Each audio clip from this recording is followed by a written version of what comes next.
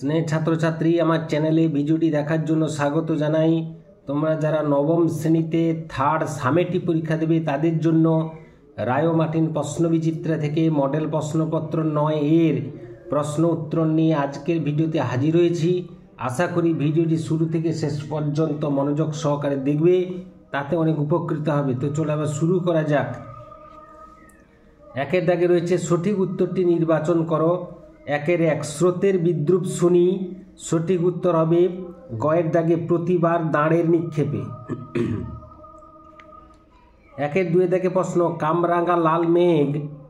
সঠিক উত্তর হবে কয়ের দাগে মৃত মনিয়ার মতো। 3 দাগে প্রশ্ন পত্রিকার গল্প লিখে দাম গল্পের লেখক পেয়েছিলেন। ঘয়ের দাগে উত্তর হবে 10 টাকা। 4 দাগে প্রশ্ন শোভন ছিল। গয়ের দাগে উত্তর হবে প্রাচীন জমিদার বাড়ির সন্তান। 5 দাগে প্রশ্ন স্বামী বিবেকানন্দ মিস নোবেলকে চিঠি লিখেছিলেন আলমোড়া থেকে। হিমালয়ের শৈল শহর, হিমালয় বলছে উত্তরাখণ্ডের এক শৈল শহর, নাম হচ্ছে আলমোড়া, সেখান থেকে চিঠি লিখেছিলেন। পরবর্তী প্রশ্ন 6 দাগে ভুটিয়ানিরা নিজেদের কি বলে পরিচয় দেয়। সঠিক উত্তর হবে পাহাড়নি বলে পরিচয় দেয়। 7 দাগে প্রশ্ন ধীবর বৃত্তান্ত নাট্যাংশে শকুন্তলার প্রতীকে। উত্তর হবে ক্ষয়ের দাগে দুষ্মন্ত। 8 দাগে অবশ্যই গোসাপ খাওয়া জেলে হবে। বক্তা কি?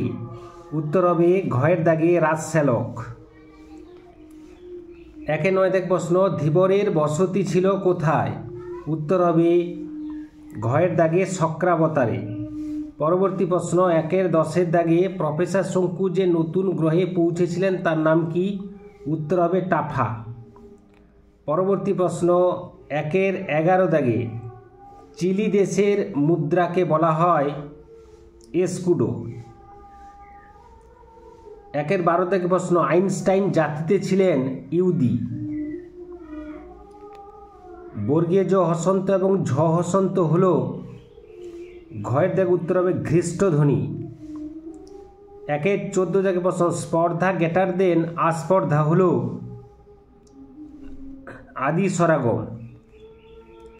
পরবর্তী প্রশ্ন 15 দাগে উপসর্গগুলি ধাতু বা শব্দের কোথায় বসে। উত্তর হবে আগে বসে। 16 দাগে প্রশ্ন মোদের পায়ের তলায় মূর্ছে তুফান, এখানে সর্বনামটি হল ব্যক্তিবাচক সর্বনাম। 17 দাগে প্রশ্ন স্বরসঙ্গতি কত প্রকার। উত্তর হবে 4 প্রকার।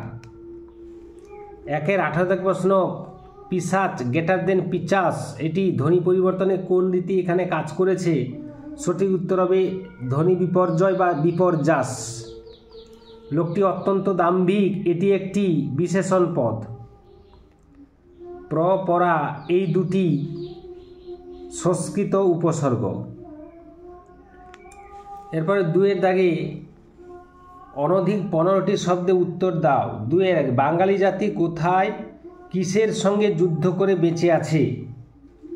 উত্তরগুলো পরপর এবার আমরা জেনে নেব। দক্ষিণ 24 পরগনা জেলার অন্তর্গত সুন্দরবনের গভীর অরণ্যে থাকা হিংস্র বাঘের সঙ্গে যুদ্ধ করে বাঙালি জাতি বেঁচে আছে। 2 দাগে প্রশ্ন চতুরঙ্গ কি। হাতি, ঘোড়া, রথ ও পদাতিক এই 4টি শাখা বিশিষ্ট সেনাবাহিনীকে চতুরঙ্গ বলে। 3 দাগে প্রশ্ন কারারই লৌহ কপাটকে কবি কেন ভেঙে ফেলতে বলেছেন। স্বাধীনতা সংগ্রামী বীর বিপ্লবীদের কারাগার থেকে মুক্ত করে অসমাপ্ত কাজকে সমাপ্ত করার জন্যে কবি লৌহ কপাট ভেঙে ফেলতে নির্দেশ দিয়েছেন। 4 দাগে প্রশ্ন এই নিয়ে 3 বার হলো, এখানে কিসের কথা বলা হয়েছে। বিজ্ঞাপন দেখে নির্দিষ্ট শ্রবণের দাবি জানিয়ে 3 জন ব্যক্তির আগমনের কথা এখানে বলা হয়েছে। 5 দাগে প্রশ্ন চন্দ্রনাথ পুরস্কার প্রত্যাখ্যান করেছিল কেন। মেধাবী ছাত্র চন্দ্রনাথ স্কুলের পরীক্ষায় দ্বিতীয় হওয়ার কারণে মানসিকভাবে বিপর্যস্ত, চন্দ্রনাথ দ্বিতীয় পুরস্কার গ্রহণ করবে না বলে তা প্রত্যাখ্যান করেছিল? পরবর্তী প্রশ্ন 2-6 দাগে মালা কেহ কিনিল না, মালা না কেনার কারণ কি? উত্তর হবে রথ টানা অর্ধেক হতে না হতেই প্রবল বৃষ্টিতে মেলা ভেঙে যাওয়ার কারণে রাধারানীর মালা কেউ কিনল না। এর পরবর্তী প্রশ্নর উত্তর আমরা জেনে নেব। 2-7 দাগে দেখিতে চমৎকার, কি দেখতে চমৎকার?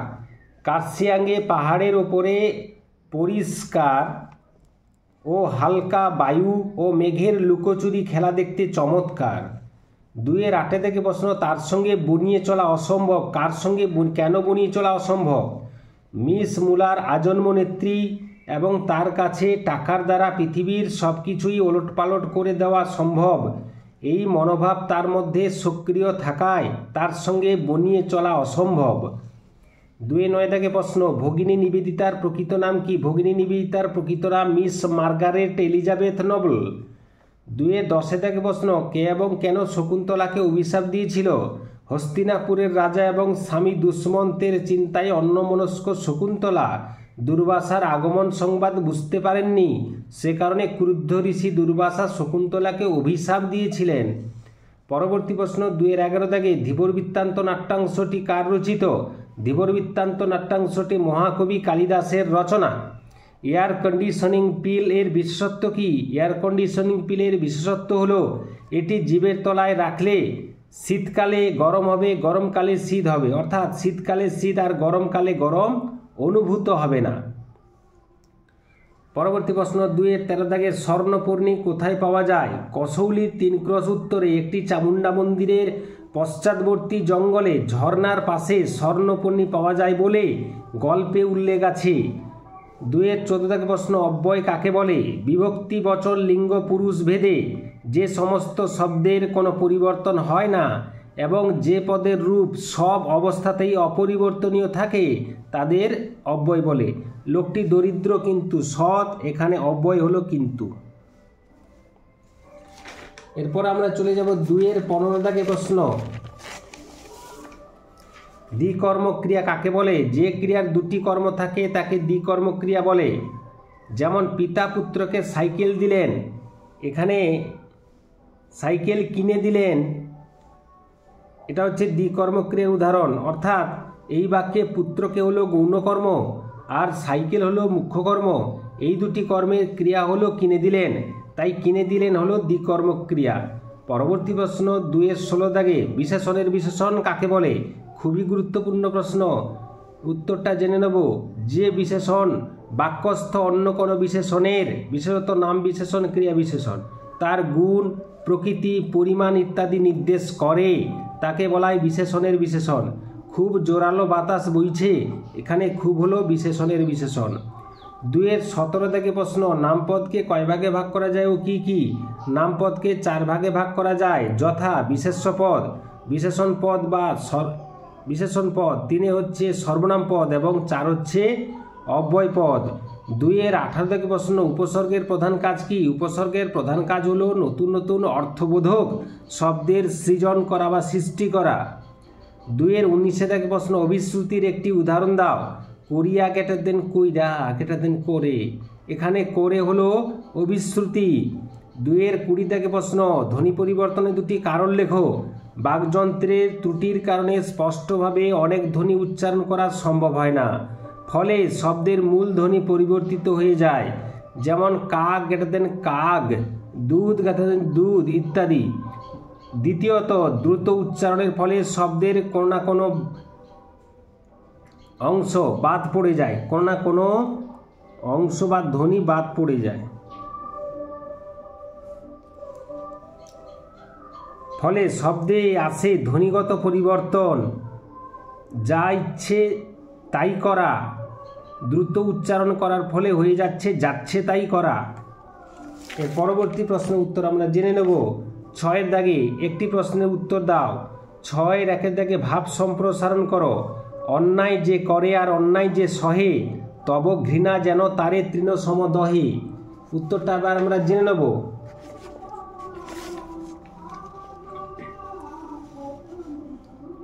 সমাজ সংস্কারে যে ব্যক্তি অন্যায় কাজ করে সে যেমন দোষী, সে অন্যায়কে মুখ বুজে সহ্য করে সেও সমানভাবে দোষী বা অপরাধী।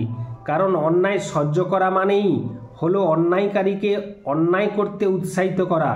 বিধাতা পুরুষের রুদ্র রসানলে বা ক্রোধানলে অন্যায়কারী ও অন্যায়ের প্রশ্রয়কারী দুই তৃণখণ্ডের মতো দগ্ধ হয়। মানব সংসার চলে ন্যায়ের বিধানে। সত্য ধর্ম ন্যায়নিষ্ঠা হলো জীবনের প্রধান সূত্র। তাই প্রত্যেক মানুষের এই ধর্ম মেনে চলা বা মানতে সাহায্য করা পবিত্র কর্তব্য। পাপ, অন্যায়, অসৎ কর্ম করে মারা সমাজের শান্তি বিঘ্নিত করে যারা সমাজের শান্তি বিঘ্নিত করে, যারা অসহায় দুর্বলকে পীড়িত করে, যারা তারা ক্ষমার অযোগ্য। তাদের শাস্তি বিধান করা উচিত এই কারণে যে মানুষ আর কোনো অন্যায় কাজ করবে না। এই জন্য ন্যায়ের দণ্ড ভালো কাজের পুরস্কার ও অন্যায় কাজের তিরস্কার করে। কিন্তু যখন দেখা যায় অন্যায়ের শাস্তি বিধান করা হচ্ছে কিন্তু আরেক শ্রেণীর মানুষ যারা অন্যায় করতে সাহায্য করছে কিংবা অন্যায় হচ্ছে দেখেও অন্যায়ের প্রতিকারের কথা ভাবছে না, নিজের স্বার্থসিদ্ধিতে ব্যস্ত থাকছে, তখন স্বাভাবিকভাবেই কমলাকান্তের দপ্তরের বিড়ালের মতো বলতে হয়, চোরের দণ্ড হয়, চুরির মূল যে কৃপণ তাহার দণ্ড হয় না। কেননা অন্যায়কারীর চেয়ে অন্যায়ের প্রশ্রয়দাতার সংখ্যা সমাজে কম নয়। অনেক ব্যক্তি সামান্য ব্যক্তি স্বার্থের জন্য, হীন মনোবৃত্তির জন্য অন্যকে অন্যায় কাজ করতে প্ররোচিত করেন। এমনকি চোখের সামনে অন্যায়কারীর অন্যায় কর্মকে সহ্য করেন আর প্রতিবাদও করেন না। তাই অন্যায়কারীর অন্যায় কাজ প্রশ্রয় পেয়ে যায়।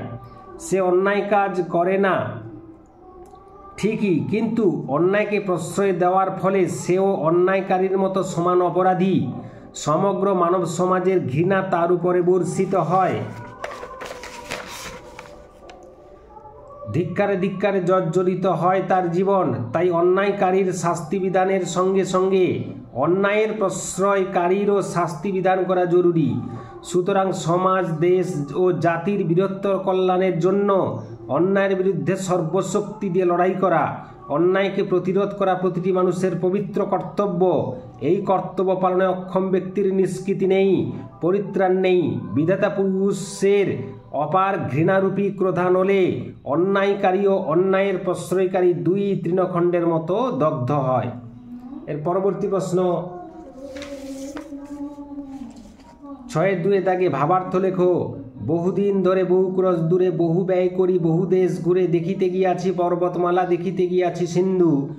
দেখা হয় নাই চক্ষু মেলিয়া, ঘর হতে শুধু 2 পা ফেলিয়া, একটি ধানের শীষের উপর একটি শিশির বিন্দু। ভাবার্থটা জেনে নেব। সৌন্দর্য পিপাসু মানুষ অচেনাকে চেনা ও অজানাকে জানার জন্য অর্থ ও শ্রম ব্যয় করে দেশ দেশান্তরে ছুটে বেড়ায়। কিন্তু অচেনার এই আনন্দ পেতে হলে প্রকৃতির সৌন্দর্যকে অনুভবের জন্য দেশ ভ্রমণের আবশ্যকতা নেই। মর্মচক্ষু দিয়ে পৃথিবীর সৌন্দর্য উপলব্ধি করতে হয়। আমাদের চারপাশে ছড়িয়ে থাকা ধানের শীষ বা দুর্বা ঘাসের ডগায় জমে থাকা শিশির বিন্দুর মধ্যেও পরিচিত অবহেলিত অনাবিষ্কৃত সৌন্দর্য খুঁজে পাওয়া সম্ভব। এই ছিল আজকের ভিডিও। আশা করি ভিডিওটি উপকারে এসেছে। যদি উপকারে আসে তাহলে একটি লাইক করে দিও, শেয়ার করে দিও। চ্যানেলে নতুন হয়ে থাকলে চ্যানেলটি অবশ্যই সাবস্ক্রাইব করে চ্যানেলের পাশে থাকো। ভিডিওটি এতক্ষণ ধরে দেখার জন্য ধন্যবাদ রইল। নেক্সট ভিডিও আবার তোমাদের সঙ্গে দেখা হচ্ছে।